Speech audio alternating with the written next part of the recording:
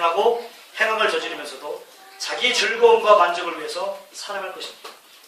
개인의 야망과 목적을 위해서라면 수단과 방법을 가리지 않을 것입니다. 그러나 구원받은 성도들은 기준이 있는 삶을 살아간다는 거죠. 그 기준이 있는 삶이라는 게 바로 믿음으로 살아가는 방식이랍니다. 어떤 믿음이라고요? 어느 정도의 믿음인 줄 아세요? 요한복음 11장 4절에서 예수님께서 보여주셨던 그 정도의 믿음. 그건 물론 주님이 하시는 거지만 요한복음 11장 4절 보시겠습니다.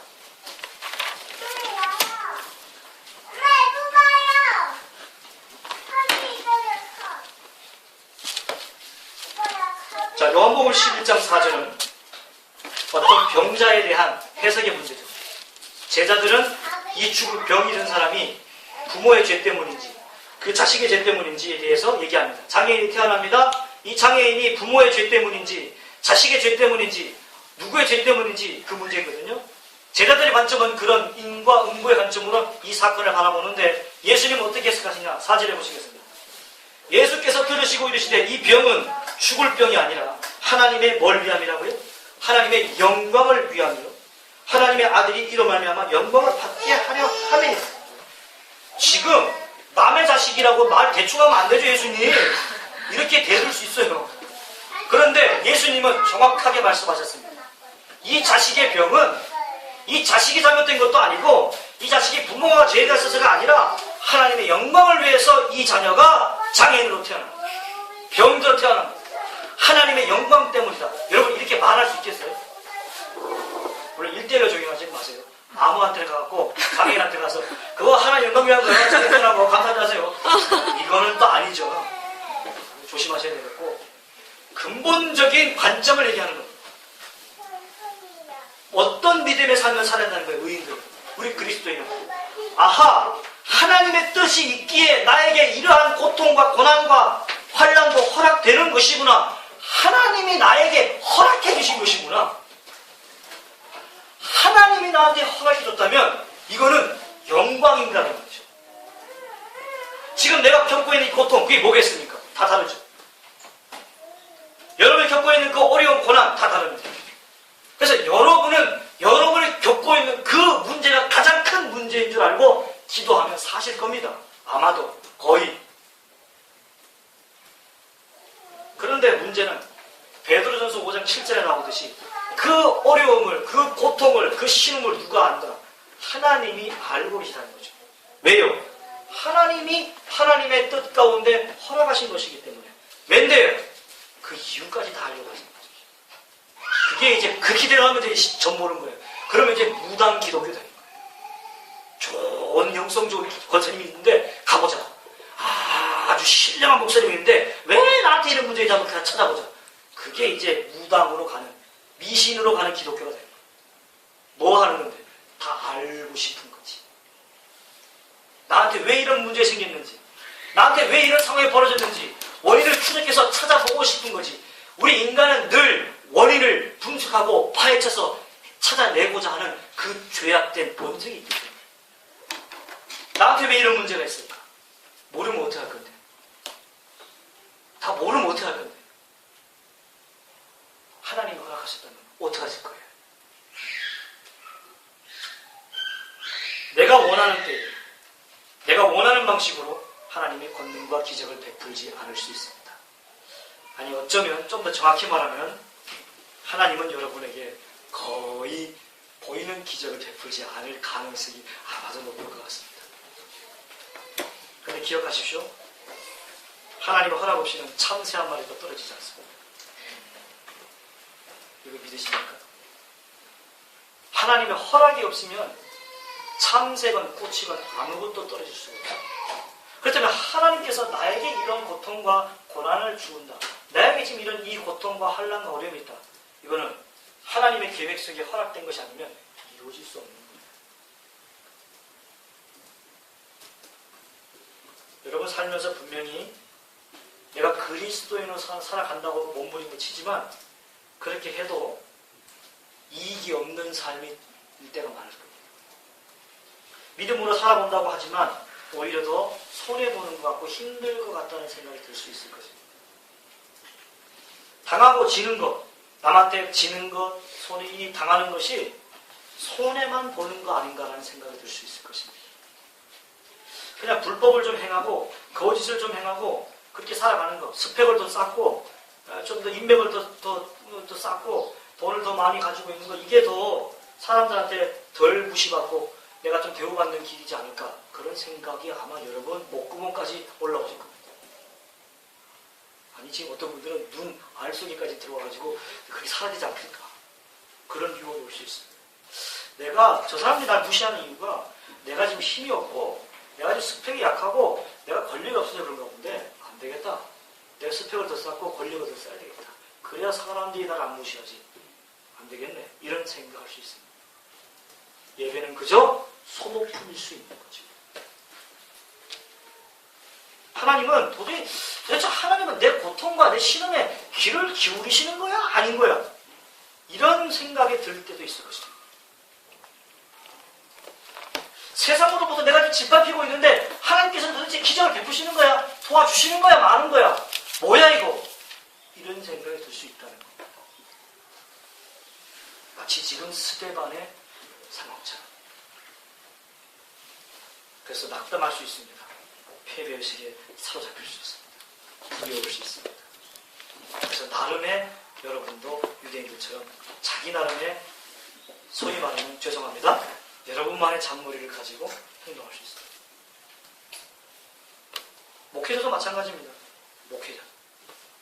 사역자도 사역하면서 잔머리로 사역할 수 있습니다. 우리는 그것은 이미 나답과 아비후를 통해서도 보았고 다양한 사람들과 수많은 믿음의 사람을 통해서도 보았습니다. 그런데 기억하십시오. 하나님은 언제나 우리와 늘 함께 하시는 임마누엘의 하나님이십니다. 이사야서 7장 14절에도 나오죠. 마태복음 1장 23절에도 나오죠. 뭐가요? 임마누엘의 하나님, 우리와 함께 하신다. 임, 함께, 엘, 하나님이 우리와 함께 하신다. 언제까지? 평생도. 어느 때만? 주일 예배 때만? 내가 은혜 받고 눈물 흘릴 때만? 내가 금식하고 새벽기도 드릴 때만? 내가 주님 앞에 뭔가 잘한다고 행동할 때만 하나님 함께 하신다? 아니요. 여러분이 똥통에 처박혀서 호족되고 있어도 그 속에서도 함께 하십니다. 여러분은 그러겠죠.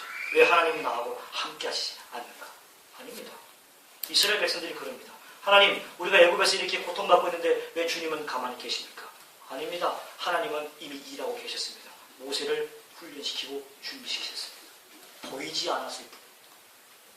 내 시대 때 내가 원하는 기간에 응답되지 않았을 뿐이지 하나님은 일하고 계십니다. 내가 원하는 방식, 내가 원하는 모양, 내가 원하는 시기에 응답돼야만 하나님이 일하시는 것이다. 너무나 유치한 기독교죠. 이러니까 기독교를 우습게 보는 거예요.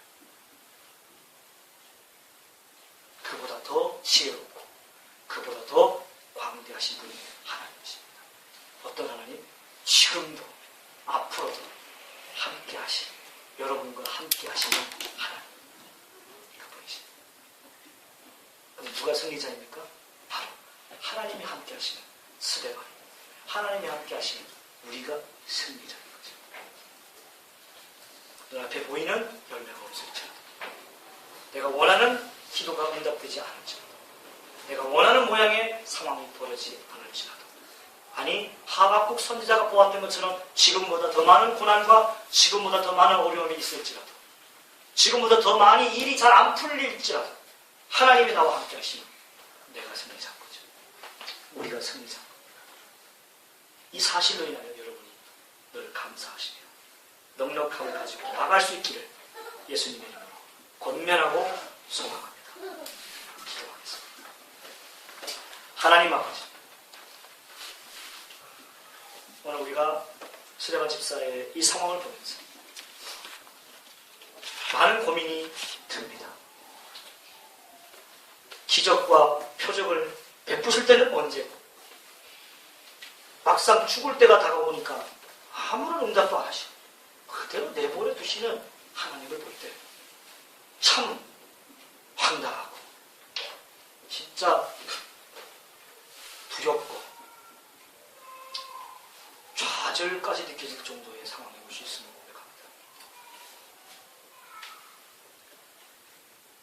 2년 전보다, 1년 전보다, 6개월 전보다 더 상황이 좋아져야 신앙생활도 할 맛이 납니다. 5년 전보다, 2년 전보다, 6개월 전보다 더 힘들고, 아니 앞으로가 더 힘들 수 있다고 하니 신앙생활을 이거 해야 될지 말아야 될지 그런 고민이 들 수도 있습니다. 하지만 하나님이 우리와 함께 하신다고 하는 이 사실, 하나님의 자녀는 믿음으로 살아가는 사실을 드러내 보이기 위해서, 그걸 하나님께서 일하시는 것을 드러내시려고 우리에게 때로는 죽음으로까지, 그와 비슷한 상황에 이르기까지 내버려 두실 수 있음을 오늘 우리가 함께 확인해 보았습니다. 하나님, 우리는 힘이 없습니다.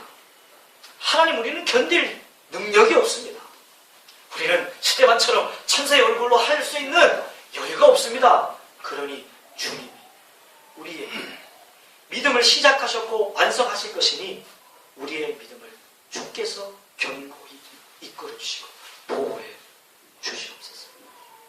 그래서 우리가 하루하루의 삶 속에 주님으로 인하여 감사하게 하시고, 눈에 보이는 화려한 휘황찬란한 것들 앞에 주눅들 때도 있겠지만, 눈에 보이는 결과가 없어서 내가 정말 하나님 함께 하시는 삶이 맞는가, 그런 좌절과 고통과 신음소리를 할 때도 있겠지만, 내가 원하는 시기에 내가 원하는 모양으로 하나님 응답해 주지 않아서 너무나 괴로워할 때도 있겠지만, 하나님이 일하고 계시다고 하는 사실, 내가 알지 못하는 사이에도 하나님이 일하고 계시다는 사실을 우리가 기억하며, 잠시 한 마리도 하나님의 허락 없이는 떨어질 수 없음을 우리가 기억하며, 우리에게 있는 이 고난과 우리에게 있는 이 아픔과 우리에게 있는 이 어려움들도 하나님의 주권적 섭리 가운데 허락된 것임을 우리가 바라보면서 감사함으로 나아갈 수 있도록 주님 용기 주시고 지혜 주시고 격려해 주시옵소서.